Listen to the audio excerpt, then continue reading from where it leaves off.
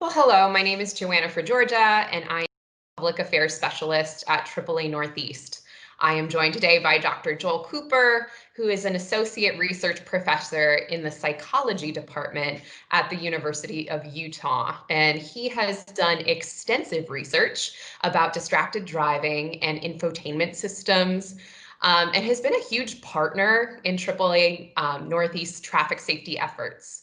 So thanks for joining us, Dr. Cooper. Thanks, Joanna, for having me. Yeah. So just firstly, I know your background is in cognitive psychology. Could you elaborate how important cognition is when it comes to driving? Yeah, so cognition really is the foundation of everything we do, right? So we know that driving is a task that requires our eyes and it requires our hands, but really it requires our brain to coordinate all of that activity and get us down the road safely. So if the computer, behind all that action is impaired, then the driving will be impaired. Yeah, absolutely. I think that's really important for any drivers to understand. Now, with that, I know cognition can be something that's impacted by age. Could you kind of elaborate about that a little bit more? Yeah, so cognition changes with age in some really interesting ways. And I think as we all age, we become aware of this. And especially then when we interact with folks that are quite a bit younger than us, we kind of can start to see some of those differences. But really, what happens is as we age, our speed of processing tends to slow down a little bit every year, just a little bit more. Um, but our ability to create and put together situations, complex situations, actually improves a little bit. So there's two types of intelligence that we talk about that are affected by age. One is crystallized intelligence, and one is fluid intelligence. So our fluid intelligence, which is sort of speed of processing, decreases with age. Our crystallized intelligence, we could think of that as our wisdom, that increases with age. So as we get older, we see more, we do more, we become wiser, we sort of understand how the pieces come together a little bit better. But it might take us a little bit longer to kind of articulate that or to process new and novel things. So the same, of course, applies to driving. As with young drivers, the hot shots behind the wheel, 16-year-olds or whatever, love to go really fast and make really bad decisions, right? Behind the wheel, don't understand the way that traffic works, don't understand all of the nuance of the road environment. So young drivers get in a lot more crashes. They're a lot faster to process those crashes because that's how their young, fast mind works, but they crash a lot more. As we get older, then, I should say then, as we get a little bit older into our 20s, we start to understand some of the situations, and our crash record for drivers tends to improve. Drivers tend to slow down a little bit as they age, which is a good thing. And cognition remains really pretty sharp and pretty fast, really until our 60s and 70s and 80s, and then things really start to slow down. And so we start to see an uptick then in some of the accident rates with older drivers. And this has to do with sort of speed of processing, get a little bit of visual degradation as well. Often an issue, nighttime driving, glare-related issues, kind of hardening of our ability to focus and change focus. So it definitely plays a role. And this all interacts, of course, in very interesting ways with distraction. Young drivers think of course, their ability to multitask is limitless, right? And so behind the wheel, you see a lot higher prevalence of distraction among younger drivers. But then unfortunately, through oftentimes trial and error, emphasis on the error part, we learn that maybe we shouldn't do some of these things behind the wheel. So older drivers, while we're still offenders, absolutely, you see a little bit less prevalence of distraction and maybe a little bit more self-awareness and kind of what's required to drive the car. And so a reduction in distraction-related accidents with age. So there's a very complex interplay between sort of what our brain is doing and these different types of intelligences and how they kind of all come together. As a former driver's ed instructor, I can definitely affirm, some of the behaviors and attitudes of kind of those younger drivers. And even, I teach defensive driving for older drivers. So I definitely think Very these concepts are really important for every kind of age bracket of our membership.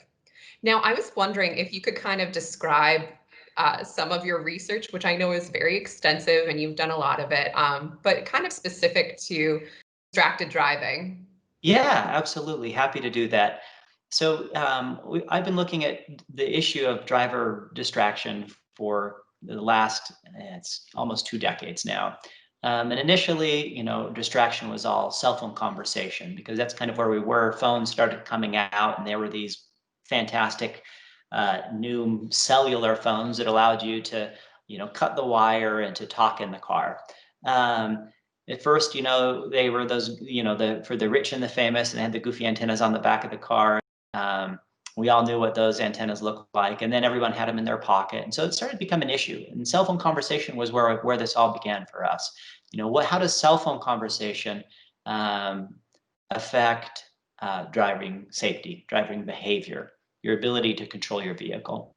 That quickly morphed. So we did a number of research studies on that. And that quickly morphed then into text messaging. That was sort of the next thing.